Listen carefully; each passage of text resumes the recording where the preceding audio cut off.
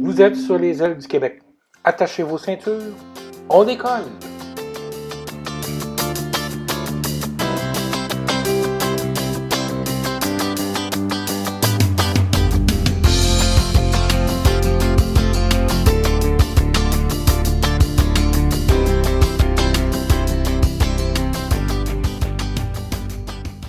Mesdames et messieurs, bonjour. Mon nom est André Allard et je vous souhaite la bienvenue à ce troisième podcast Les Ailes du Québec. Le sujet d'aujourd'hui, c'est on fait le point sur le programme A220.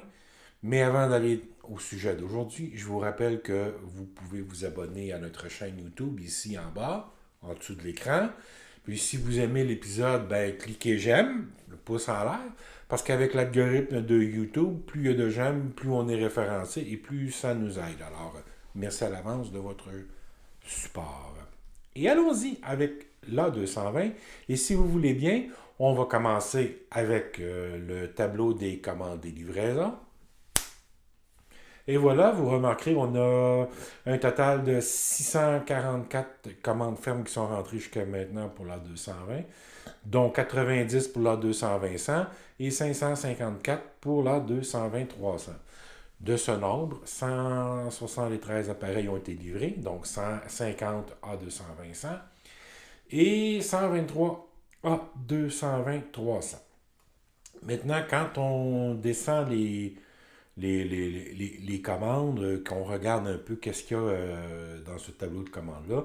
Tout de suite, A220-100, il y a 6 commandes Executive Jet and Private Jet qui est listé comme ça par Airbus. Ça, en réalité, ce sont les commandes d'A220-100, l'ACJ220, donc la version affaires qui est maintenant commercialisée par Airbus Corporate Jet. Ensuite de ça, il y en a deux commandes non identifiées dans cette section-là aussi pour la 220-300. Honnêtement, aucune idée. Aerostral a reçu ses 3 premiers appareils cet été. Elle a commencé l'exploitation d'un d'entre eux. Air Baltic est rendu à 30 appareils en service. Elle en a reçu 3 pendant le mois d'août. Elle devrait en recevoir au moins un autre au mois de septembre. Et incidemment, Air Baltic donc, est devenu à 30 appareils, a rattrapé Suisse le nombre d'appareils en service. Air Canada, 24 appareils en service. Normalement, la deuxième moitié de cette année, Air Canada ne prend que très peu de livraisons. Là, ça devrait aller vers la fin de l'année avant que ça recommence. Vous remarquerez le nombre de 45 qui est en rouge. Écoutez, c'est déjà publié depuis un an. Puis ça c'est mentionné dans tous les rapports trimestriels depuis un an d'Air Canada. La commande a été réduite de 45 à 33. Je ne comprends pas pourquoi Airbus ne réduit pas ce nombre-là à 33, mais enfin, écoutez, c'est officiel. Donc, il en reste 9 à livrer. Vous remarquerez, il y a une colonne Mirabel que j'ai moi-même rajoutée tout au bout. Ça, en fait, c'est les commandes dont on est certain qu'ils vont être... les avions vont être assemblés à Mirabel. Ça se peut qu'il y ait des commandes américaines éventuellement qui soient assemblées à Mirabel, mais pour l'instant, donc je m'en suis tenu aux compagnies canadiennes et européennes qui ont commandé des 220 que j'ai classées dans cette catégorie-là. Air France, écoutez, la livraison est pour ce mois-ci, la première, la mise en service. On parle de 6 livraisons d'ici la fin de l'année. Airlease Corporation, en fait, il y a 6 avions qui sont en commande maintenant, ou qui ont été placés chez la compagnie russe Azimut. Donc ça, c'est des livraisons l'an prochain.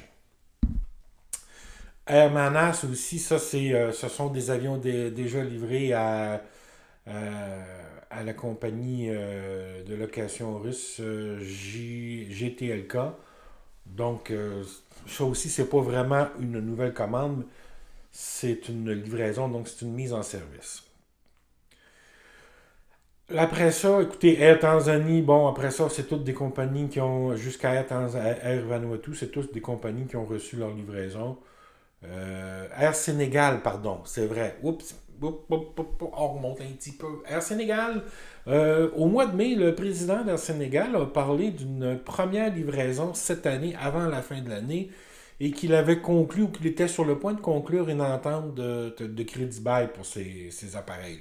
Donc, probablement une livraison avant la fin de l'année chez Air Sénégal ou au début de 2022, si ce n'est pas cette année. Air Vanuatu.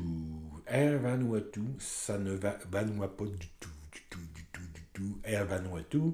Écoutez, au mois de mars dernier, la compagnie a été, le gouvernement, l'État du Vanuatu a repris contrôle de la compagnie. Ils ont congédié les exécutifs et c'est maintenant le gouvernement qui contrôle directement la compagnie.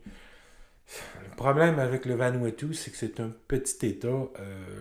2 à 220, c'est plus. La valeur de 2 à 220, c'est probablement plusieurs fois le PIB de l'État. Je dis ça à la blague méchamment un peu, mais c'est pour vous donner un ordre de grandeur. L'État n'a pas les moyens de se payer ça. On ne voit pas comment ils vont financer ça ou acquérir ça. Enfin, on leur souhaite bonne chance. Mais personnellement, je les ai mis en rouge, donc je les ai comptés comme annulés. Quelqu'un veut 2 à 220, 300 pas cher? Déjà configuré, tout. Ça, j'ai juste de changer la peinture. D'après moi, il y a moyen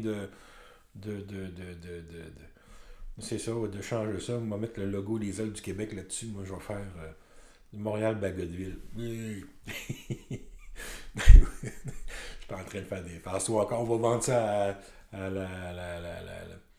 la coop, voyons, dont le nom m'échappe en ce moment. Ouais, j'avance, je vais arrêter de dire du niaiserie, on va revenir plus sérieux. Breeze Airways. Breeze Airways, première livraison au mois d'octobre, elle aussi. Livraison à partir des États-Unis, évidemment à partir de Mobile en Alabama. Delta Airlines est maintenant rendue à 50 appareils en service. Elle aussi, en période de pointe, elle a tendance à ralentir un peu les acceptations de nouveaux appareils. Ça devrait reprendre plus tard. Non, c'est pas vrai, ça ne reprendra pas parce que la période de pointe aux États-Unis, on arrive au mois de novembre, ça va être la Thanksgiving, puis après ça, de décembre. Donc, ça devrait ralentir un peu et recommencer là, à un rythme plus rapide, ralentir un peu, beaucoup même, et y aller avec un rythme plus rapide au début de l'année prochaine. OK. On sait ça, Egyptair, ça c'est tout. Pam, pam, pam, qu'est-ce qu'il y a à livrer? Illusion Finance, écoutez, on sait pas quand est-ce ça va débloquer. Bonne chance. Iraqi Airways, première livraison au mois d'octobre, elle aussi. C'est un autre client. On a vu les photos d'ailleurs. En voici une. Vous la voyez et vous la voyez plus. Alors, Iraqi Airways, donc c'est un autre client qui commence à prendre des livraisons. JetBlue, on prend du rythme. 6 appareils livrés déjà. Ensuite de tout ça, Lease Corporation LCI, c'est 29 à. Pardon. Coréen. Lease Corporation, oui, 3 à. On a baissé, on a réduit la commande, on est rendu à seulement 3 à 220 cents et 17 à 220 300 et en passant, les chiffres que vous voyez là, ce ne sont pas les chiffres officiels du mois d'août. Donc ça se peut qu'à la fin, quand Airbus va publier ces chiffres, ça se peut qu'au total, on ait une différence d'un ou deux appareils à livrer. Dans les commandes, ça me surprendrait qu'on ait des surprises dans l'annonce de fin du mois. Macquarie Air Finance, écoutez, Macquarie Finance Internationale, c'est d'Australie. C'est un des clients originaux du temps d'Airbus. C'est plutôt tranquille de ce côté-là, mais parions que si Qantas, je vais en parler tantôt, mais en tout cas, ça se peut que ça débloque de ce côté-là. Je ne veux pas avancer trop. J'en ai déjà trop dit. Nordic Aviation Capital, pas de nouvelles, non plus là-dessus. 5 et 15 la commande. Odyssey Airlines. Ça aussi, c'est un client original de Bombardier. Odyssey Airlines, le plan d'affaires original de l'entreprise, c'était de faire des vols Londres-New York à partir de l'aéroport de la City avec des A220, tous configurés en classe affaires seulement. Donc, on parle de 35-37 sièges, si ma mémoire est bonne. Un peu comme British Airways le faisait avec l'A318 CEO, mais dans le cas de British Airways, quand il faisait la traversée d'est en ouest. Il fallait faire un arrêt pour le carburant parce que l'A318 n'avait pas l'autonomie nécessaire pour le faire. L'A220 aurait l'autonomie nécessaire. Le problème ici, c'est que, écoutez, imaginez que ces gens-là voulaient recourir, entre autres choses, au crowdfunding, donc le financement populaire, pour acheter des avions, pour faire voyager des gens en classe affaires, donc des gens fortunés, avoir recours en tout cas, au financement populaire. Moi, j'avais trouvé ça un peu original, mais ça n'a jamais vraiment décollé. Le site est encore officiellement en fonction, mais ils n'ont toujours pas déposé, ils n'ont pas le capital nécessaire pour même déposer une demande de certificat d'exploitation auprès du gouvernement euh, britannique, ou en fait du Royaume-Uni. Alors, on oublie ça. Il reste toujours une trentaine de clients non dévoilés, dont les appareils qui ont des commandes. Il y en a de la 220-100 là-dedans et 220-300.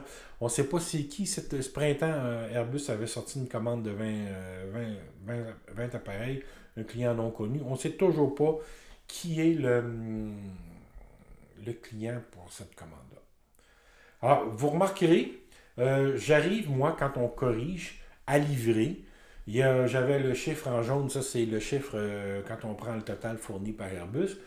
Puis en rouge, ben, c'est quand on déduit les quelques 24 appareils qui sont des commandes douteuses ou carrément annulées, comme dans le cas d'Air Canada. Donc on arrive à 447. Vous remarquerez ici aussi, total à livrer à partir de Mirabel, 132. Retenez ça quand on va parler de cadence de production tantôt, c'est un chiffre à retenir. Perspective de commande. Pas fort. Pas fort, pas fort, pas fort. On a bien ITA, Italia Transportation Aero, machin, j'oublie le nom. À l'Italia pour les gens, la façon la plus facile. En fait, l'Italia n'existe plus maintenant. Elle a été renommée. C'est la nouvelle compagnie qui prend en charge. Il y aurait possiblement une commande de 12 à 220 à venir. Ce serait une commande de plusieurs avions. Là. Ce serait une commande groupée. Et si Airbus décroche la commande, eh bien, il y aura une douzaine d'A220. Et si c'est Boeing qui décroche la commande, eh bien, bonsoir, elle est partie. Il n'y en a plus. Pas de commande. Il y a peut-être Qantas aussi. Il y a peut-être Qantas qui parle qu'il y aurait besoin, ça a toujours possible que peut-être qu'ils auraient besoin de 24 appareils de la taille de l'an 220. Et là, ben, la commande de Macquarie Finance, qui en a comme 29 encore en commande, qui a toujours 29 appareils en commande, ben, peut-être que ça serait en crédit bail. Écoutez, il y a Ethiopian. Ethiopian, là, si ma mémoire est bonne, ça date de 2015-2016, la rumeur concernant Ethiopian. Oubliez ça. Oubliez ça, ça vaut ping, zéro. Maintenant, il y a des gens aussi qui ont émis l'hypothèse que Air France KLM, pour le groupe Air France KLM, pour Transavia, donc pour la filiale Transavia la France, puis Transavia Pays-Bas, que la commande pour les monocouloirs, que le groupe Air France KLM pourrait aller avec des A220-300. Je ne pense pas que ce soit le cas. Et écoutez, pas dire jamais, je ne prendrai pas de gageux parce que dans ce domaine-là, ou jurer, c'est une très mauvaise idée. Mais c'est peu probable que ça se produise, surtout qu'il n'y a pas d'A220 500 en ce moment. Et c'est le gros problème. S'il devait y avoir une commande de 160 appareils placés par le groupe Air France KLM, c'est parce que Airbus s'engagerait avec la 220-500, ce dont je doute. Pourquoi? Ben parce qu'il y a encore 2500 A320 Neo à livrer, à produire, avant qu'on puisse penser sérieusement à passer à la 220-500. C'est vrai qu'Air France, KLM, pousse beaucoup pour la 220-500. J'ai entendu dire cet été que Delta Airlines maintenant est dans le party, puis que Delta Airlines aussi demande de la 220-500. Alors là, ce sont les clients qui prennent les choses en main. Est-ce que ça va finir par faire fléchir la direction d'Airbus? Je ne le sais pas, mais à mon avis, il va falloir qu'Air France et Delta supplient encore quelques années avant de n'avoir pour encore 2-3 ans. Ceci dit, ça va aller, les rumeurs dans 220-500 vont circuler pendant les 2-3 prochaines années. Puis pour les blogs comme moi, c'est bien le fun parce que ça génère du trafic, c'est un sujet de conversation. Puis, écoutez, quand il y a des rumeurs ou des affirmations sérieuses, ben, tu n'as pas le choix à un moment donné. Tu es obligé de commander, mais entre vous et moi, en 220, 500, c'est comme encore quelques années avant qu'il y ait une décision sur... Plusieurs années, pas quelques, plusieurs années avant qu'il y ait une décision à ce sujet-là.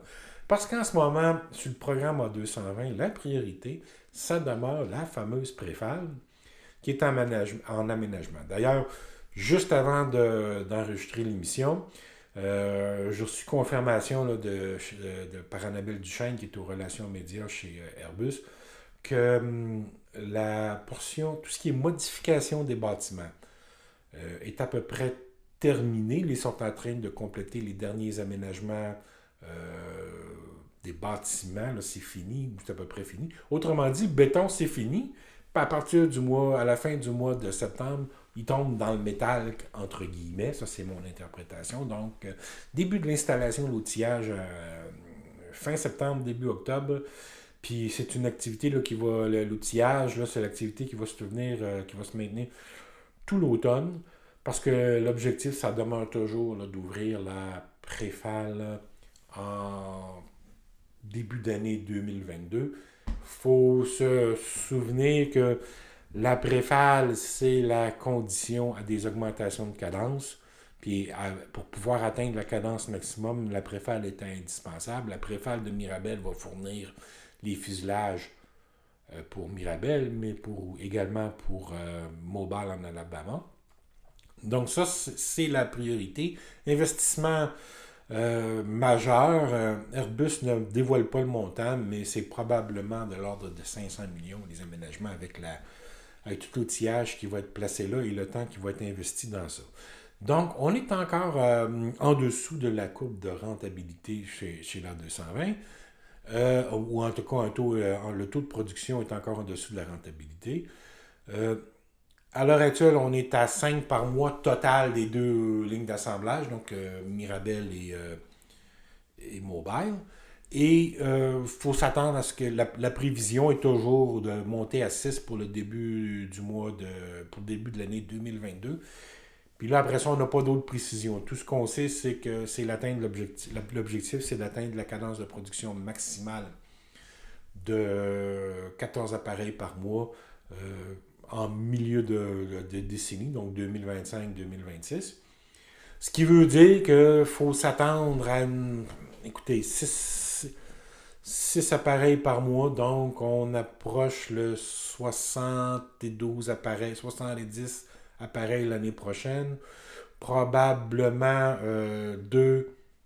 24 à 30 à partir de Mobile, puis le reste à partir de Mirabel. Donc on est en la quarantaine d'avions produits à Mirabel l'année prochaine.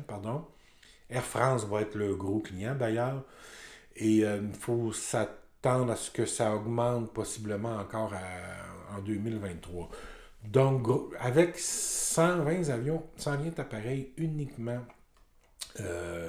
pour les marchés en dehors des États-Unis, là, on a 2 ans de production pour Mirabel. On en a plus que ça à l'ensemble quand on ajoute les commandes américaines, mais c'est un sujet qui revient souvent, ça, quand je parle de la 220, c'est des questions qui reviennent souvent. Oui, mais Mirabel, on a-tu assez d'avions? Il y en a assez pour 2 ans en ce moment. Puis on peut probablement étirer ça à 3 ans si Airbus livre quelques avions américains à partir de Mirabel, et c'est probablement ce qu'ils vont faire. D'ailleurs, ils le font avec la 320 et 321. Alors, je vois pas qu'est-ce qui les empêcherait de le faire avec l'A220. Alors, comme je le mentionnais un peu plus tôt dans l'épisode, là, la question, c'est il n'y a pas beaucoup de nouvelles commandes à venir. Mais les entrevues que j'ai vues avec le vice-président marketing chez Airbus, M. Christian Scherer, depuis quelques mois, sont toutes dans le sens de Airbus veut protéger la valeur de ses avions, puis de son carnet de commandes, puis on était, on ne semblait pas vouloir entrer dans une dynamique d'escompte encore plus grand que ce qui s'est donné les dernières années avant la pandémie. Donc, oui, il va y avoir, quand Airbus négocie des commandes, oui, il y a des escomptes de données, mais c'est des escomptes qui seraient du niveau de, donc le prix payé, si on veut, par les clients serait le même qu'avant la pandémie. Du moins, c'est ce que mentionnait ou ce que laissait croire M. Scherer jusqu'au moment où Jet2, la compagnie Arabet Jet2 a commandé ses 36 A321 Neo il y a quelques jours. Donc, est-ce que Airbus a finalement décidé de jouer le jeu des escomptes au même niveau qu'Airbus? On ne le sait pas, on va voir à l'automne. Maintenant, je demeure convaincu qu'Airbus n'est pas en mode panique pour les commandes. La famille A320, c'est 5500, presque 6000 A320, 2500 A320, puis quelque chose comme 3000 quelques, ou près de 3000 A321 Neo. Donc, elle n'a pas à jouer le jeu des escomptes. Ce sont des avions, parce que le danger, c'est que si Airbus concentre des escomptes à des nouveaux clients, c'est que les anciens, ceux qui ont déjà des escomptes, pourraient être tentés de jouer le jeu des annulations ou les menaces d'annulation. Et je pense que c'est pour ça qu'on n'a pas beaucoup de commandes. Ça va revenir. L'industrie reprend. Maintenant, il reste à voir quelles seront les conséquences de la quatrième vague et quel impact ça aura sur les décisions gouvernementales en termes de mesures de restriction, de mesures sanitaires. C'est ce qui va dicter un petit peu l'allure de l'automne et de la reprise pour l'an prochain. C'est vraiment les décisions, l'ampleur de la quatrième vague et les décisions gouvernementales à ce niveau-là. Donc, il va falloir suivre ça.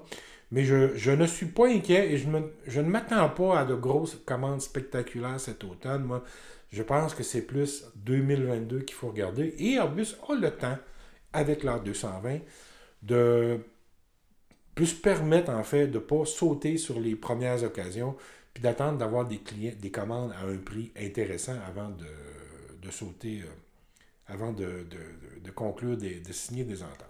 Alors, c'est ce que j'avais à dire sur la 220.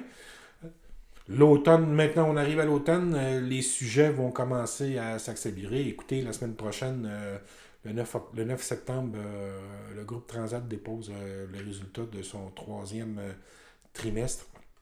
Donc, ça va nous donner l'occasion de voir un petit peu qu'est-ce qui s'en vient avec eux. Est-ce que Transat va signer une entente de partenariat avec ou de partage avec une autre compagnie aérienne? À suivre. Mais ça, d'après moi, là, c'est le dossier chaud du côté des transporteurs au Québec, c'est Transat. Puis il y a d'autres sujets, transport aérien régional, il y a des choses qui se préparent, il y a un paquet de choses. Ça va bien pour Bombardier, ça va étonnamment bien, très bien même pour Bombardier, ça c'est même extraordinaire.